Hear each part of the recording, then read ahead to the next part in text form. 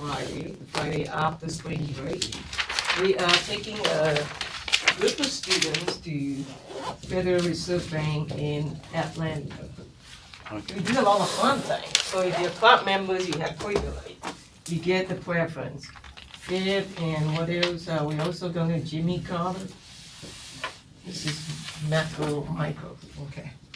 I think my macro class may get preference. But if you're club members, you also get preference. We can only take about, I think, 20 or less students. So it's first come, first served. First person to put down the money, get to go. And so that's all day trip. We're going. That's in Atlanta, yeah. How much is it? Sorry. How much is the trip? How much? Not much. Not much. It doesn't say anything, does it? We asked for $10 to cover the Jimmy Carter Museum, and food is on your own, and we pay for transportation and everything. So we'll take a van, and so transportation is free. We ask you to pay for $10, but you get $5 back if you submit a one-page report at the end of the trip. In the following week, if you write something about what did you learn from the trip, then you get your $5 back. Pretty good deal, wouldn't you say? Mm-hmm. So you want to go, Miss Bethel? Thinking about it. Okay. So join the club. Yes, we got more exciting things coming up. We have economic challenge, where we have Jeopardy style of competition. I picked 4 students, so if you're an economic student, you 10 more likely to be picked here. Yes. That's gonna be Friday. At what time would we leave here?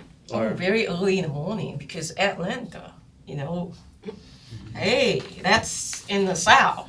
We're traveling south on I-95.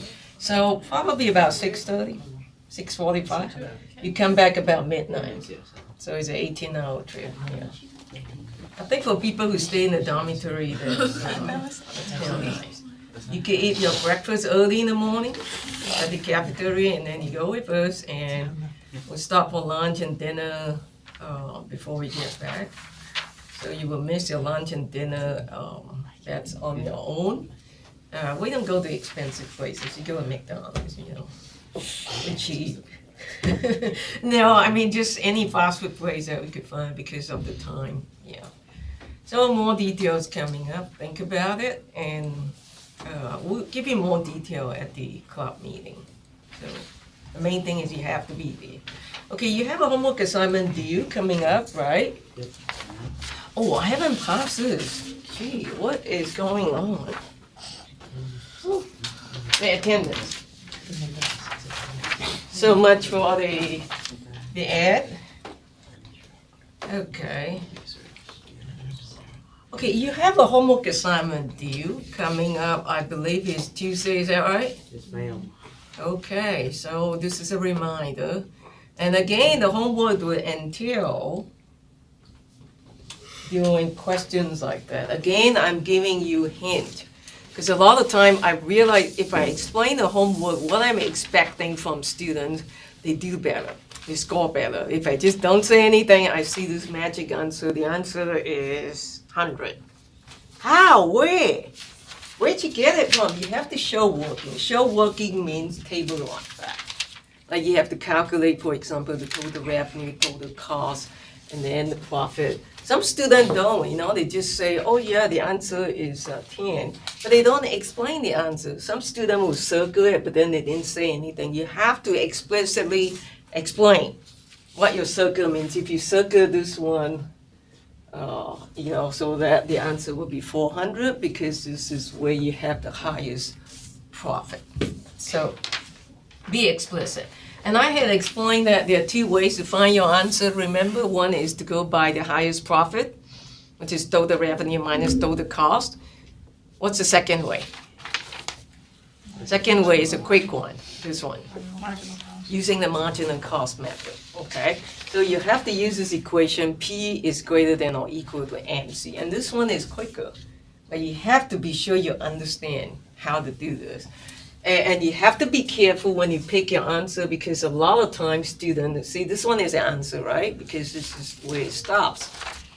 So be very careful. Some student will pick the wrong one because they say, see this is 100, this is 200, 300, 400. So the answer is 400.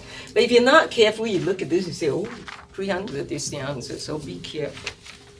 Okay, count the marginal cost by, this is the first unit, second, third, fourth. So the fourth one coming back here, so that's actually correspond to 400 instead of 300. And this is a better way to do it actually if you understand it. The other way is more tedious, more calculation, because you have to calculate the total revenue and then the total cost, and then you take the difference and then you pick the highest profit. Okay, everybody okay with that? Okay, very good. Now, this is very important slide. If you get nothing out of this class or this chapter, be sure you absorb this one. See all the stars, see? So what does it say? Now, if you missed the last class, please, again, it is your responsibility to catch up. You have to read up what you missed. Please don't just rely on the PowerPoint slides because PowerPoint slides are more for instructor to tell you things, to explain the materials to you. You do absolutely need to read the book. How many of you have been reading the book since the beginning of the semester? Let me see a show of hands. Since the beginning of the semester. Oh, really? Wow. How did y'all survive? Just read the PowerPoint slides? It's not enough, I can tell you that. So you need to, I could tell people who read the books tend to do slightly better too on your test. A little bit of correlations there, so. Attendance, of course, correlates with that too. Okay, so we talked about, so far, perfect competition. See, all this I could do in my sleep. I wouldn't have to do all this reading, so if you understand the diagram, you understand everything, because I like to give you the big picture before we break it down further. So the big picture is, remember for perfect competition, this is a benchmark market. We have the horizontal line. And somebody tell me, because this is important, look at your previous notebook or what have you. What do we call that line? We have a name for it. Sorry? Okay, raise your hand if you want to try. Yes, Ashraf, did you raise your hand? No, but I thought it was elastic or something like that. Perfect. What? Perfectly elastic demand curve, right? Okay, perfectly elastic demand curve. Did you raise your hand, Maria? No. No, okay, I saw a number of people raise their hand. So this is a demand curve. What else? It is also a price line. Very good. It's also your marginal revenue. So your price is right here, and this is perfectly elastic horizontal line, meaning that if you raise the price, your customers, your consumers will not hesitate to substitute. You can't raise the price because they say, so you're selling your sweet potato for such and such a price, it's too high. We're gonna go to your neighbor and buy it from him because it's lower. And you are a price taker, you're at the mercy of the market. Price taker means you don't have that market power to set the price. You take price as given in the industry because you're only a small drop of water in a bucket full of water. As your price, as your quantity, this is individual firm in perfect competition. Okay, PC stands for perfect competition, not personal computer here. So, and I also mentioned that you have a marginal cost curve, which you saw the other day that I derived right here. See, this is kind of like clean, it goes up, but typically in most economic books, they show the marginal cost to look like a fishing hook. So remember, I have nickname for all this, stuff. So this is my fishing hook there. That's your marginal cost, which is also the supply curve. for perfect competitive firm. I use the term singular, not plural. So right here, where it intersect is where P equals to MC, because this is a price line intersect the MC. It's like demand equals to supply. So this is important, and where you intersect here, there is a quantity, I'm going to call it Q star. This is called profit maximizing quantity. The homework problem asks you to find that quantity. How do you find it? Right here. P equals to MC. So, and again, I talk about how if your quantity is beyond this number, say this is 100, the other day I gave the example, the last thing that I drew kind of like quickly. Some of you were in a hurry to go, so you didn't write that down. And then 100 is here, 150, let's say right here. So if you have a point here, let's call this Q1, 150. And at this point here, if you draw the line up, you could see that, oh, marginal cost is greater than price. So this is where marginal cost is greater than price. And what you say is, oh, well, we are producing too much. That's a sign, because your price is not covering your marginal cost. So there is a problem, so you have to cut down. Cut down means 150, 120, 150, 130, 120, 110, 100, until you get to 100. So there's a market force that forces it to convert to that point A. Okay, so on the other hand, if you have another number, let's call this 50 and Q2. If you're at 50 here, right, you draw the line up, you can see that, ooh, the price is now greater than marginal cost. You're charging too much. Okay, so that's a sign that you have to produce more to make it worthwhile until you reach the point where P goes to MC. So that's all that this is talking about here. Okay, the whole thing, which we had explained, but I thought it is worthwhile to go back and reiterate that point again. Any questions on that? So I'll come back and ask you that question because you see all the stars. So this P equals to MC. Okay. This is a criterion for profit maximization.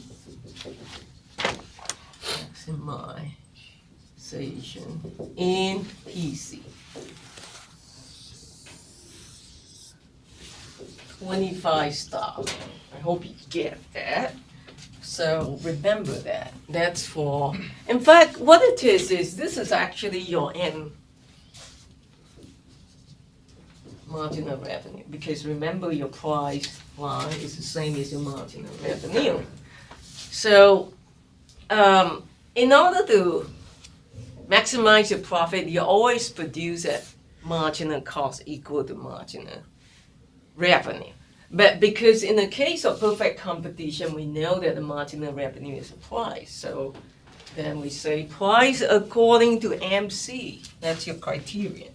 Now later on in other later chapters, you're going to look at some imperfect competition like monopoly, monopolistic competition, and you will see that this is no longer true. In fact, you do not want to price according to MC. If you're monopoly, you want to price above the MC. You're the biggest shark in town. Microsoft could charge a higher price and earn a markup because they got market power. But this guy here, no. We're just little guy. We're just a price taker. So we take price as given. We're not a price setter. We are a price taker. And so because of that, the market condition dictates that the profit maximizing condition is at where P equals to MC. So you charge a price according to MC, not more, not less. If it is more, you have to cut down. If it is less, you have to increase your production. So that should help you with your concept of doing your homework. again, the gist of that homework not homework, the gist of that whole exercise, all the tables that you saw. So if you missed the class, be sure you go back to that example and understand it. The gist of that whole exercise is saying that if you change marginal cost, okay, I'm giving to you now, so I hope you write it down. So marginal cost, if you change the marginal cost, it will change your quantity, the amount of number that you want to produce. But if you change your fixed cost, it does not affect your production at all. So that's the moral of the whole thing. And we will ask you a question like that on the test, but it may not be exactly how I phrase it. So I'm going to repeat that one more time, okay? So if you change the marginal cost, it will change the production or the number of units you produce. But if you change your fixed cost, it will not change your level of production. It remains the same. Well, because I remember I mentioned that if you're running a restaurant, a fixed cost is a fixed cost. If you produce 0 unit, 100 units, if you make 25 servings of dishes for your customers versus 0 dish on the day that nobody comes by because it's a rainy day, or it's not a day where you have football games, so you don't have customers. But then your fixed cost is still there. You have to continue to turn on the open sign, right? You have to continue to consume electricity. Lights got to be on to tell customers that you're open, right? And you don't just tell the waiters, waitresses, the cook to go home because it's a rainy day, because you don't know. Somebody might show up. So the fixed cost stays the same no matter how many units you produce, but the marginal cost would affect the level of production because that's your variable cost. So again, going back, this is kind of like a quick summary of everything we talked about. So determinants of supply, we have seen that in chapter 3. Technology, input prices, which is a factor of production, your raw materials, your hiring carpenters, plumbers, electricians, we talk about it in the housing market. Number of suppliers, that's just a number of producers. Expectations of price, we talk about that too in chapter 3.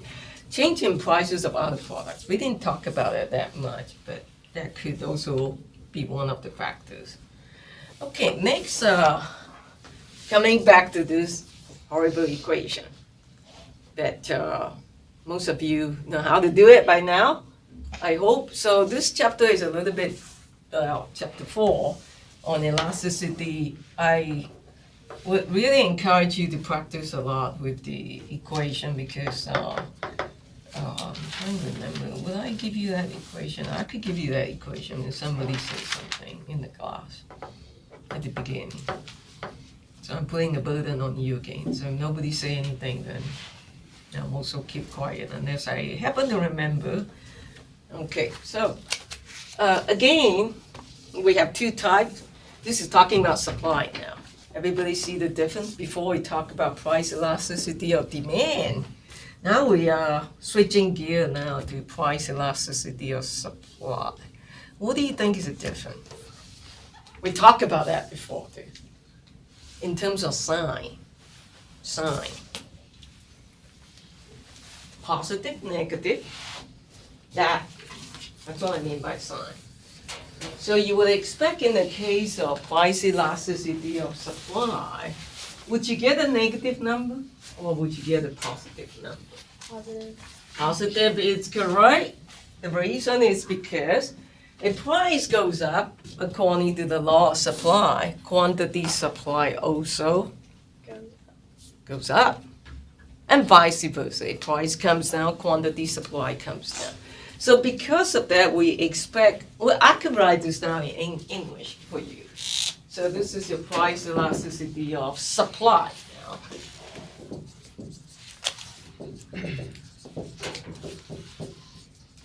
Now, if you cannot do the equation, you can at least remember in English. So in English, what it means is percentage change in price how would it affect percentage change in quantity supply? So as you can see, if this goes up, that goes up. If this comes down, that comes down because of the law of supply. So therefore, this is always positive. So you won't have to get into that situation where you say the absolute value, we're taking the absolute value. Because in the case of price elasticity or demand, we have a negative number, remember that. So again, I could modify this a little bit. This is delta Q divided by Q naught, which is the original quantity supply. Delta P, P naught, which is original price, before the change in price. Okay, so then you have P naught, Q naught, and you have 1 over slope. So the only thing that I added is I think that P and Q should be P naught and Q naught, especially in this case and certainly in that case also. So again, we got 2 types, and this is known as, anybody remember? We got name for this, 2 different names. This is 2 points, so it is the ARC, ARC, price elasticity of supply. And that one is known as, starts with P. Nobody remember? Remember, we take only 1 point on your demand curve. And we say, oh, this is an easy way, $3.08. So anybody remember what we call this now? I just said the word. Point. Thank you. Point price elasticity of supply. Because you're looking at 1 point. And this is an easier one.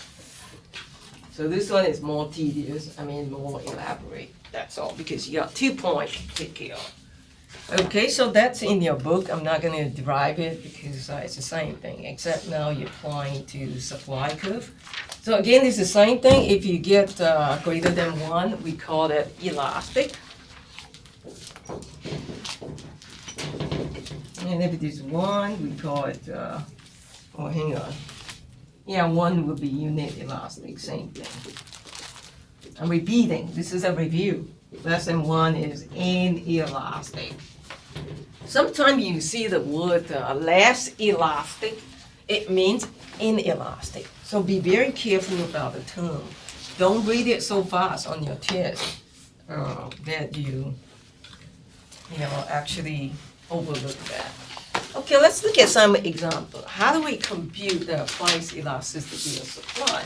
So let's take 1 point. So since we only have 1 point, that's easy. So remember, this looks a little bit different now because this is supply curve and it is upward sloping now. See the difference before we calculate the demand curve? So at point A, that's your price is $4. So we plug into that point price elasticity of supply, and your quantity of Q naught is 12. Okay, everybody okay with the first set of number? The second set of number, how do we get that? So remember, what is the slope? Your high school math. Your slope is delta P divided by delta Q.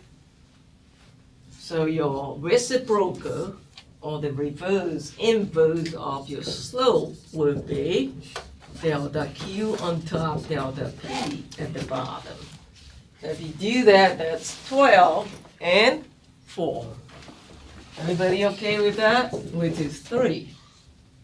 Okay, so if you do that, that would be 4 divided by 12, that's 1/3, and this is 12 divided by 4, which is 3. So therefore, basically, you have 1. Is everybody okay with that math? Wait, really? Sorry? Would you like for me Would to go it be over? 4 over 12?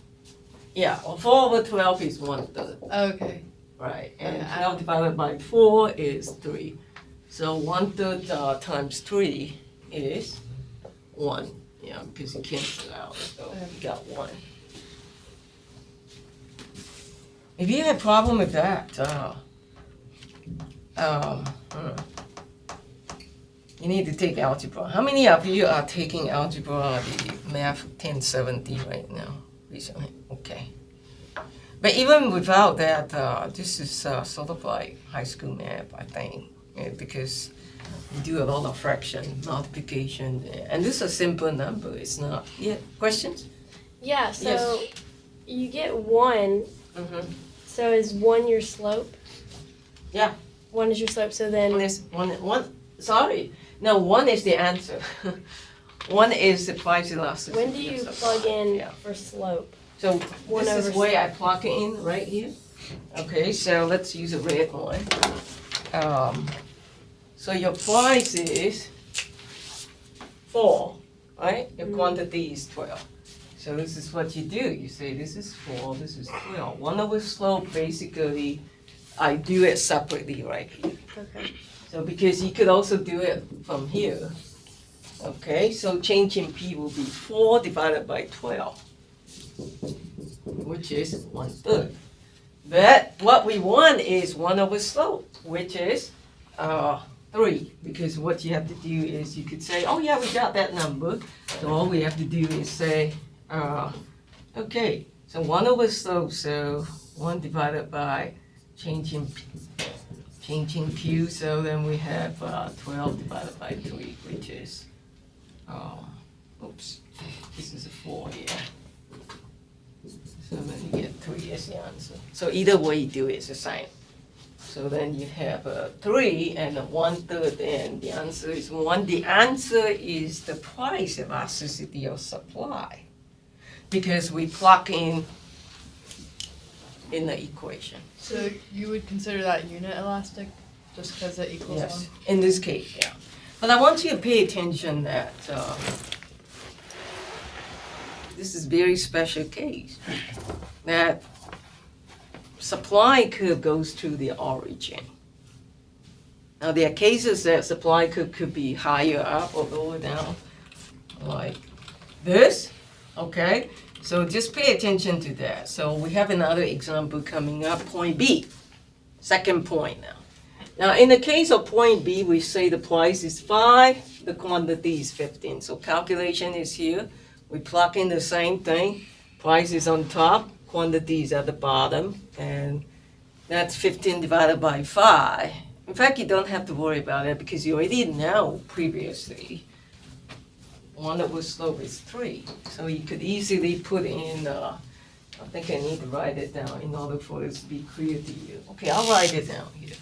Okay, so B here, you have 5 divided by 15. Oh, I could do it here. Let's just do it here. Okay?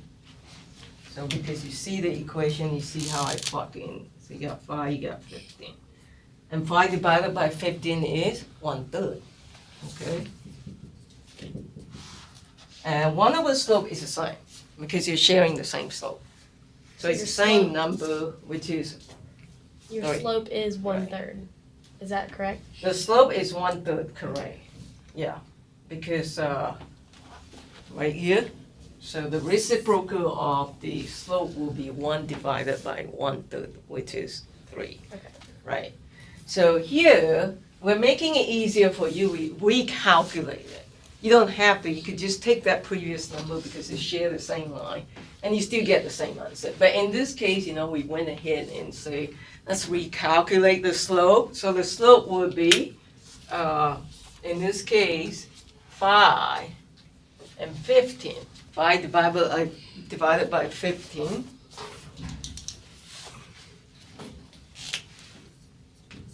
Which is the same, 1/3. Everything okay, Peter? You're shaking your head like, okay. Something else, okay. So over here will be, somebody tell me, what should this be? 1. So this should be 15 divided by 5, which is 3. Well, I could break it down for nobody understands so far. So this would be 1 divided by 1/15, which basically is 15 divided by 5, which is 3. Okay? Okay with that, everybody? Okay. So in other words, it's the same, it's just these numbers are different, 5 and 15, but that's also 1/3. Just like this is 1/3 and 15 divided by 5 is 3. Well, now Just you like have 12 divided, yes. now you have two answers. So you have 1 and then you have 3. So Then the answer is the same, 1. You gotta multiply the 3 and The answer is 1. Okay. What is it, Oi? Yeah, well, this is correct because that's just got the 3 here, right? 3 is the second part, but the first part you get 1/3, so it's still 1/3 times 3, which the answer is 1, right? So you have to plug it in separately. Okay. So, but if you understand this, you understand this. So both the answers, price elasticity of supply is equals to 1. And the reason for saying that is because this is a case where, very unique case, if it passed through the origin, okay, and so you share the same price elasticity of supply. But this is not always like that. So I'm going to present to you the second case now, where the price elasticity is not going to be the same along the supply curve.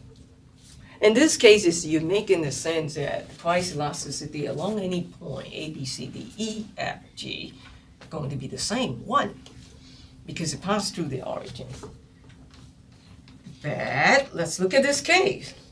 Wait, it is not passing through the origin, it's right here. You got intercept term 4. Okay, let's do the calculation. And let's read the title. The title says, a supply curve for which price elasticity declines. Get smaller, reduce, declines, decreases. We could use all the different terms as quantity rises.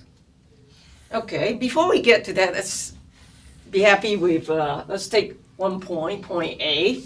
So again, point A, so we have 8, because that's the price, and 2 is the quantity. Everybody okay with that? What's 8 divided by 2? 4. Okay, how do we get the second one? Second one is 1 over slope. What is the slope? The slope is, I think I should erase that because some of you may still have problems. So let's do some looking up here. Okay, 1 divided by slope, be very careful. So it's your delta P divided by delta Q, your slope. So that will be from here to here. Tell me what's the vertical distance. 4. Very good.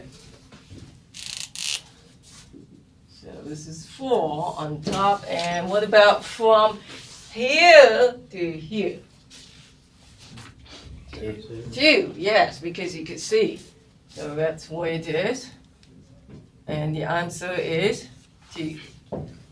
Okay, so 1 over slope will be 1 divided by 2, which is Okay. half. That's it, yeah. So that's how you get that second number. Everybody with me? So first you break it up and break it down, excuse me. And so we got the first number, the second one, 1 over slope is half. And then you do the calculation. So from this calculation, you could see that the first number is 4, half of 4 is 2. So the answer is 2. So we're going to take another point and see if the number is the same. And this time you could expect it to be different because we already told you. Well, but let's look at one point, the evidence. Let's look at point B. So for point B, again, the price is 10. Quantity is 3, so 10 divided by 3. We get a half as a slope. How do we get the half? Okay, be very careful here. So what we do is, now you cannot take 10 divided by 3 anymore. Because your height, your delta P is not 10. It is between those 2 points that you calculate, so that distance is 10 minus 8 is 2. So that's how we get the, so we got 2 there, let's write it down here. What about the other part from here to here? That will be 1, correct? Everybody with me? So what I'm doing, I'm narrowing with that green triangle, so your delta P is 10 minus 8, which is 2. The LRQ is 3 minus 2, which is 1. So this is 2 here, and the slope is still half. Okay, so answer is different now. Okay, so if you do that, you get, so if you break it down into fraction, or what you call a mixed number, this will be 1 and 2/3. Okay, so if you do that, you can see that at point A it is 2, at point B is 1 and 2/3. So the number gets smaller and smaller as you move up the price elasticity of supply here. So that's why it says that supply curve for which price elasticity declines as quantity rises. Okay, so, and that is because I need to point out, the supply curve does not go through the origin. If it goes through the origin, everything is very simple. Okay, but if it doesn't go to the origin, then you have to do one more step of calculation, basically just that part right there. Okay, the distance between the vertical distance and the horizontal distance, because you no longer could take 10 as the height, right? Because say you start halfway here. You're not starting from the origin. Okay, so next we also have perfectly priced inelastic supply curve. So which is a straight line, vertical line that looks like a lamppost. That's how I describe it. And so what that means is, and again, this is now applying to the supply side, not the demand side anymore. So remember the demand side, we say we're at the mercy of the price, and it applies to necessity. Remember my example about water, right? So, hey, if the water price of the water goes up, you still consume the same amount pretty much. And we also talk about gas prices. So if the price of gas goes up a little bit, it's not going to change your consumption habit. You still drive to school. Now, if you get above 4 or 5, maybe you switch to something else like skateboard or start doing carpooling, get a motorcycle or something, Get rid of your V6 engine truck. Downsize, yes. Get the smaller car, fuel efficient. Okay, so what is the price elasticity of supply on land within the borough limits of Manhattan? So this is talking about housing prices and supply side. It's at the mercy of the housing prices, property market value going up and down, but the amount of land you have in Manhattan is fixed, very much so, and then explain why it is so expensive. So that's one way, and then we want to look at the other extreme.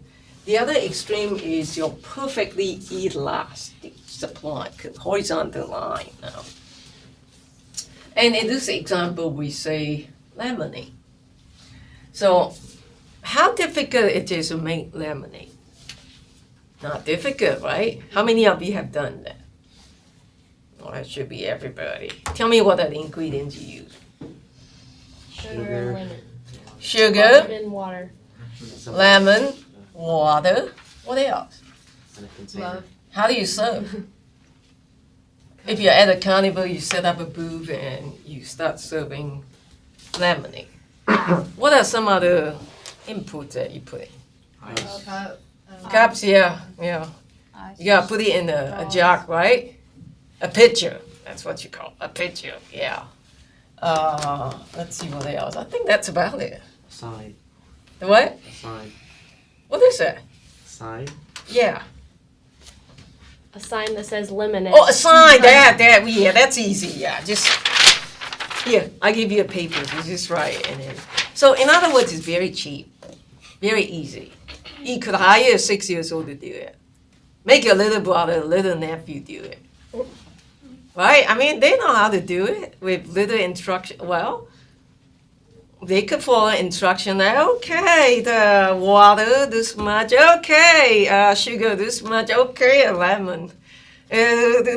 So Everybody could do it. So what this is saying is that the marginal cost of producing lemonade is so constant that if you even increase the price, people would substitute. They would say, oh, I'll just buy something else. So it goes to infinity. So what it means is that it's very flexible, it's very easy, it's very substitutable, it's very mobile. So let's look at other determinants of supply or elasticity. We talk about in the case of demand curve, we talk about how substitutable, we talk about the budget share, very important. We talk about buying SUV versus buying a molten salt, right? What else did we talk about? We talked about time. As time goes on, it gets more and more elastic because then, especially if you're buying big ticket items, as time goes on, time is on your side. As you do more price comparison, you realize that, oh yeah, I could get a cheaper, better deal. Buying a house, buying a car, same thing. But at some point, you have to stop. That's very interesting. That's a later chapter we talk about asymmetric information. When do you stop? That's okay. So back to this. Determinants of supply elasticity. The more easily additional units or input can be acquired, the higher the price elasticity. Such as lemonade. Okay, we say flexibility or input. Mobility or inputs, circus performance. Oh, I love this one. This is February now, okay. Well, in October, usually we have this county fair. How many of you been to this county fair? What's so fun about county fair? You get to ride various stuff, right? I think they used to have Ferris wheel. Maybe they still have it. And then you could, there's all kinds of fun things. You could buy cotton candy, you could do, and usually what these people do is it's the same one, they go to Robertson County, and then they go to Cumberland County, and then they go to Hope County. It's the same guys usually. And it's so easy for them to pitch a tent and then, bring in all these workers, and then, a week or two, or maybe 3 weeks later, they're gone. There's a joke that people who are criminals, ex-convict, they like to get that kind of job. So nobody could trace them. The next time you try to hunt them down, they're off to next town. So that's talking about mobility or inputs, how mobile they are. They could come and go easily. Okay, ability to produce substitute inputs are synthetic rubber. So I think I have told some of you that my country of origin is Malaysia, which we produce natural rubber. We compete with rubber. Yeah. We compete with United States for synthetic rubber. You make good tire out of natural rubber, very expensive. You make gloves out of natural rubbers. So, So if you're able to produce substitutes such as synthetic rubber like United States is producing, then we say it's more price elastic. Time, again, the longer the time, the higher is the price elasticity of supply. The last one is sort of interesting. We talk about unique essential input, people like Tiger Woods.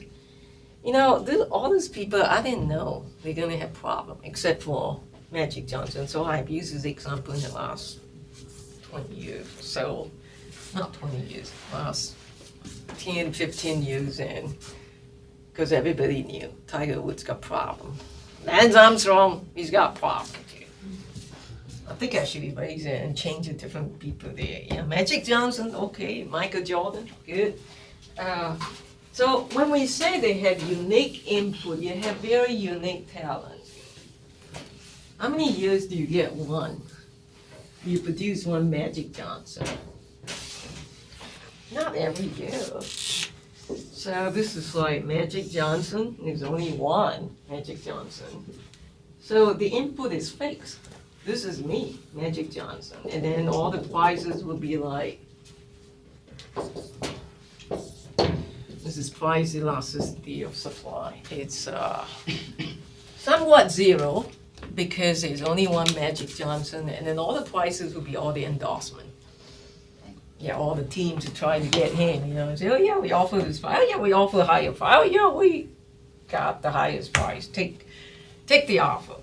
So, see, that could apply to your sports stars as well. Economics has a lot of applications, so that's something you want to do. Find your hero, sports heroes or whoever, and you can talk about, yeah, price elasticity of supply being very fixed, very inelastic, to the point that it's zero because there's only one Magic Johnson. And he could throw in about 10 stars and then explain this concept. Okay, next we want to talk about why the gasoline prices are more volatile than car prices.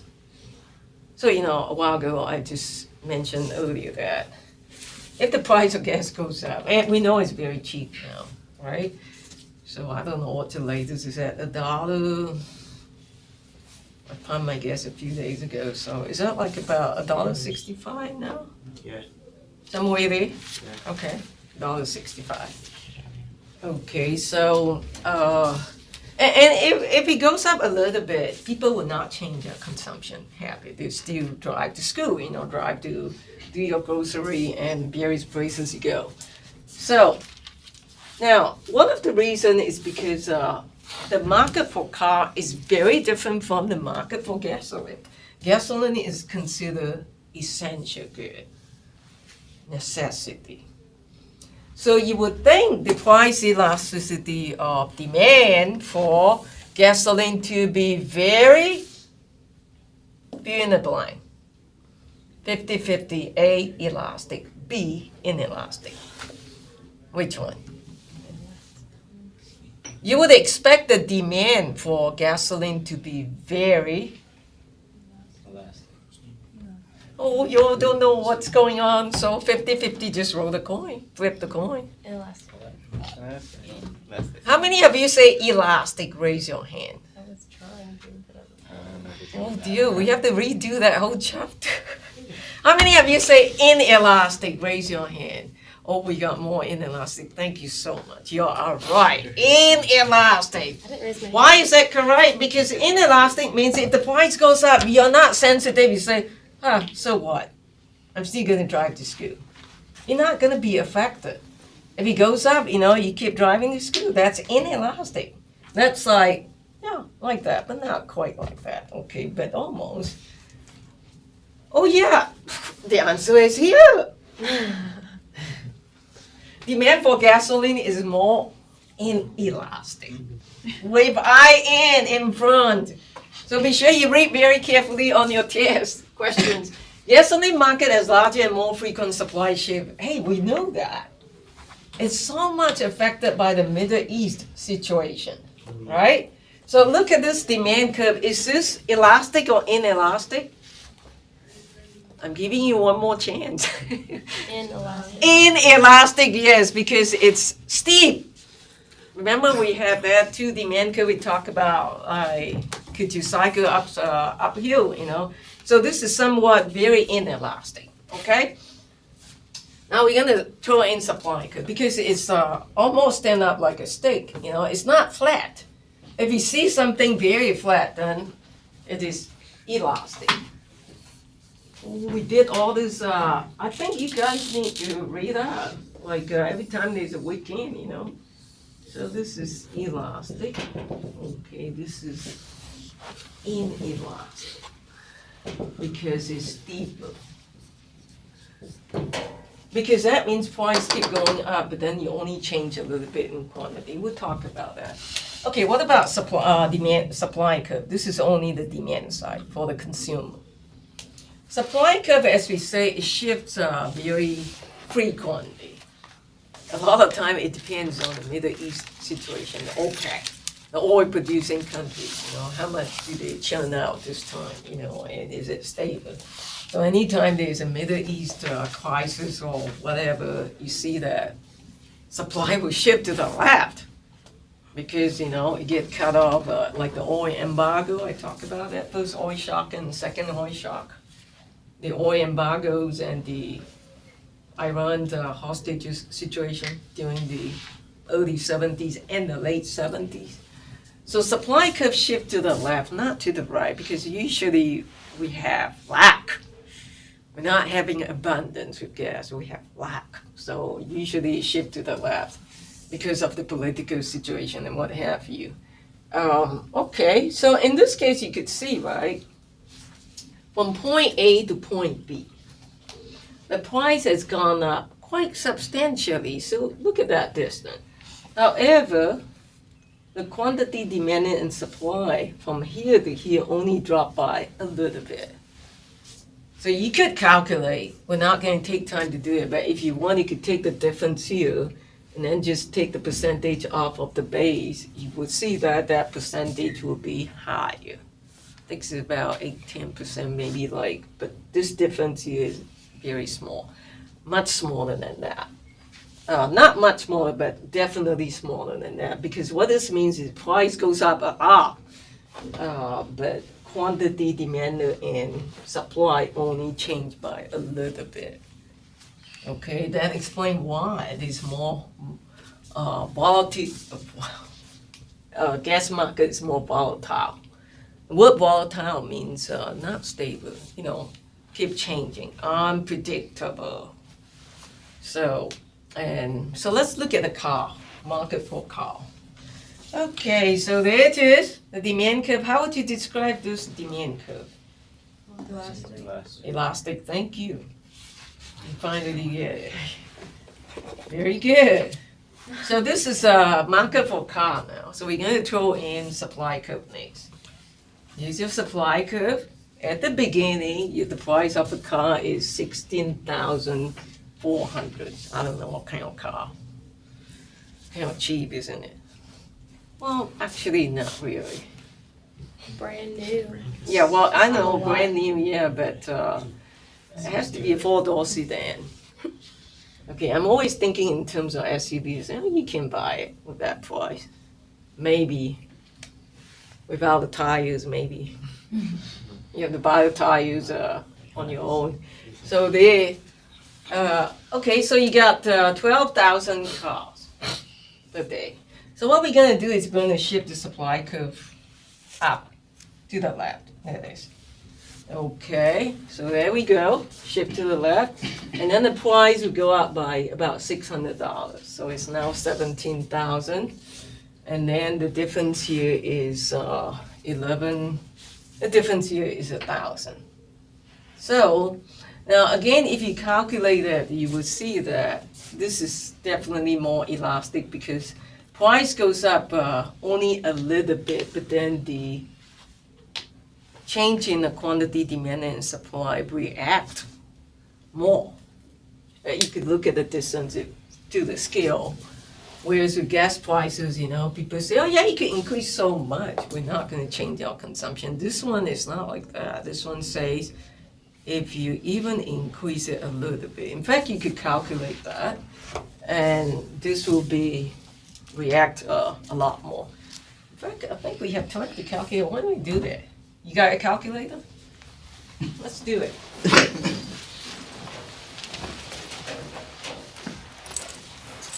Okay, because for the test for this chapter, there will be a lot of calculations, you know, the equation. So what we want to calculate is the percentage change, okay?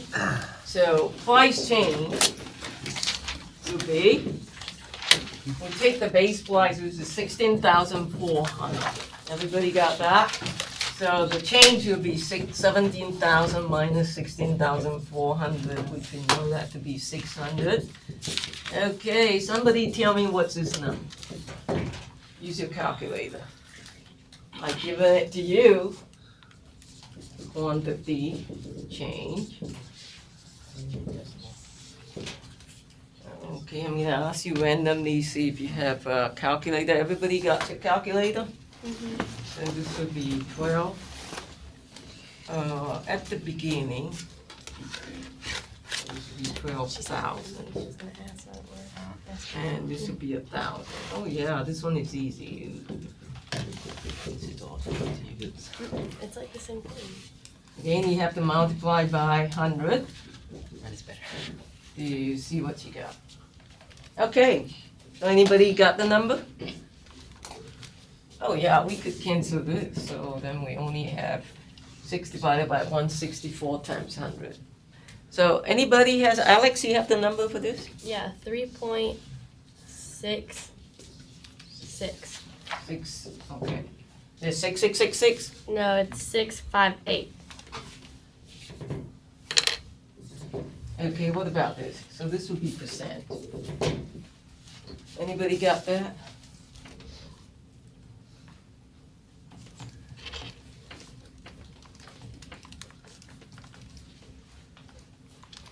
It should be about 8 to 9%. What is it, 8 point, Can you repeat Mr. it? Patel? 8.33.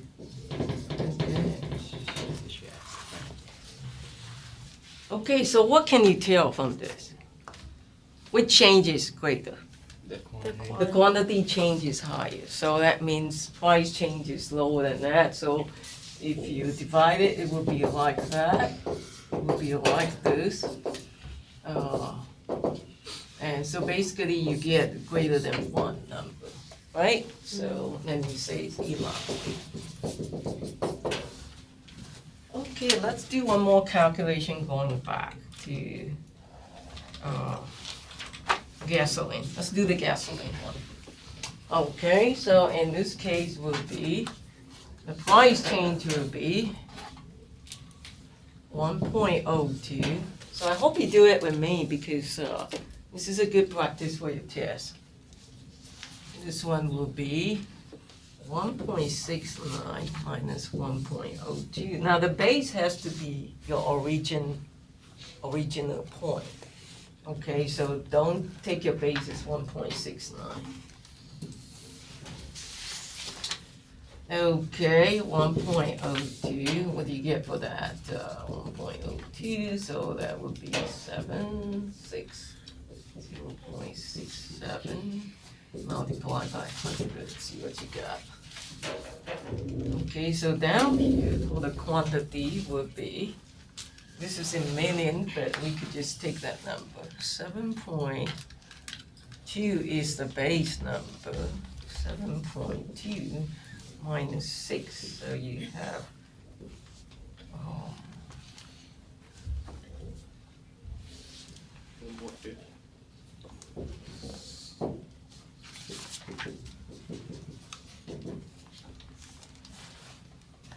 okay, Nicholas, do you have calculator? No? Okay. How about Miss Kelly, do you have? No? Mr. Bailey? I ain't got none of the. No calculator? Okay. How about third row? Luke, do you have? 65.69. This one? Uh-huh. 6. 65.69. You multiply by 100 already, I think so. right? Okay. How about this one down here? 16.66. Caitlin again, 16? 16.66. Okay. So this one you could see with that number, so you have the price change. Don't get the two mixed up. The price change is the cost or factor. This is the beginning and this is the effect. Okay. If I push you, you fall down. The act of pushing is the cost or factor. The you falling down is the effect. So the price should be at the bottom, which is 65, let's say 66, and that one is 17. So this is less than 1, so therefore we say this is inelastic. Everybody has some idea how to calculate this now? Okay. So do you still remember what is producer surplus?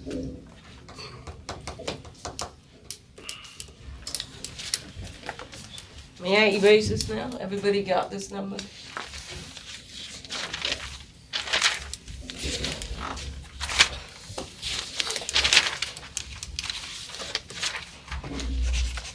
Those of you who got calculator, I'm gonna give you extra point on your way out. Show me your calculator. Okay, so producer surplus. If you remember, we talked about this before. Here's your demand curve, here's your supply curve. So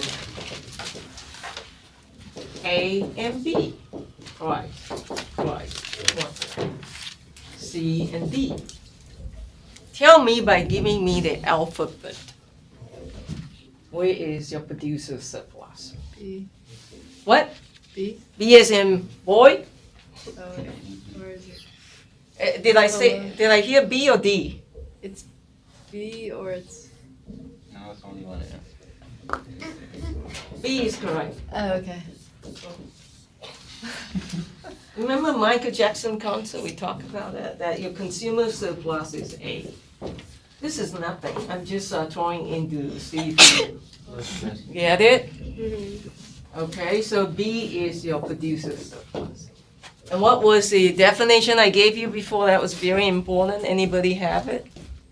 In terms of area calculation?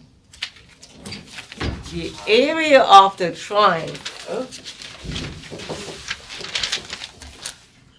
In fact, I won't even use triangle because when we get the next chapter, it's not triangle anymore. It could be something else.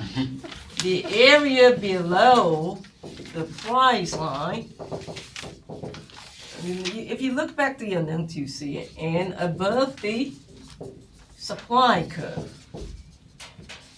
And you must always remember this definition. This is better than the one you see in the book because if you remember this definition, no matter what shape your calculator, it always works. So it's the area above the price line. Excuse me, the area below the price, here's your price, and above the supply curve. So that's this triangle there.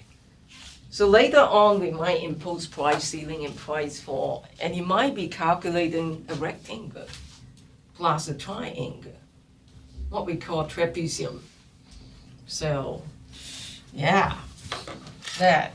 The amount by which price exceeds the seller's reservation price. So this is like that. If sellers is selling something, so this is the same thing, we already calculated that before.